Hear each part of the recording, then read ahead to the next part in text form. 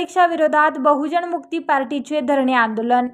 नीट परीक्षा पुन्हा घेण्याची केली मागणी।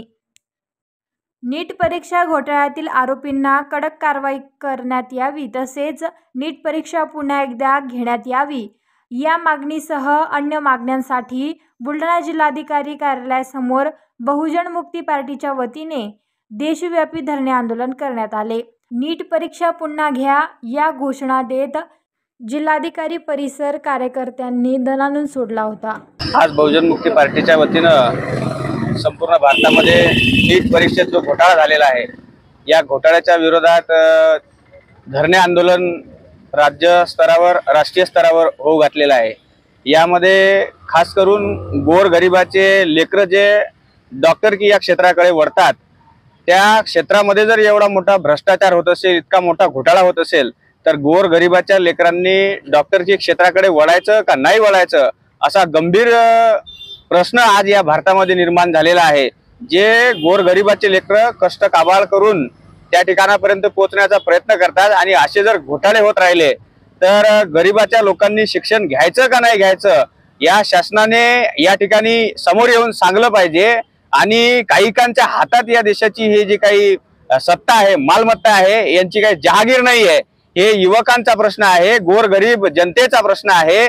आणि डॉक्टरकीमध्ये जो आम्हाला जाण्याचा संविधानिक अधिकार जो या ठिकाणी दिला आहे हा अधिकार या ठिकाणी डावलला जात आहे, पायमल्ली होत आहे, संविधान द्रोह या देशामध्ये केला जात आहे।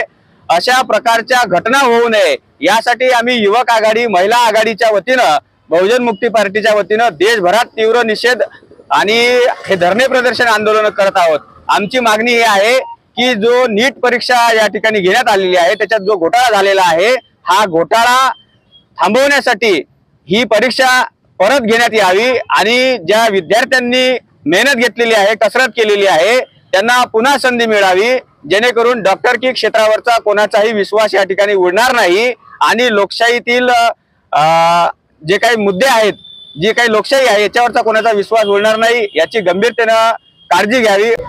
जय मूल्यवासी, मी सारिका जवंजाळ, बहुजन मुक्ती पार्टी महिला आघाडी जिल्हा अध्यक्ष।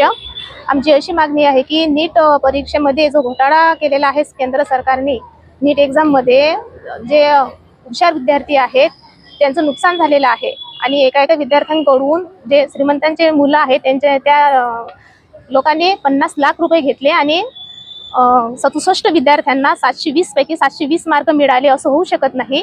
तर आमची मागणी आहे की नीट परीक्षा ही परत घ्या आणि 571 सेंटर हे हायजॅक केलेले आहेत। हा खूप मोठा घोटाळा आहे। केंद्र सरकारने याच्यावर विचार करावा आणि ही जी नीट परीक्षा आहे, जे घोटाळा झालेला या नीट परीक्षेमध्ये हे परत नीट परीक्षा घ्यावी ही आमची मागणी आहे।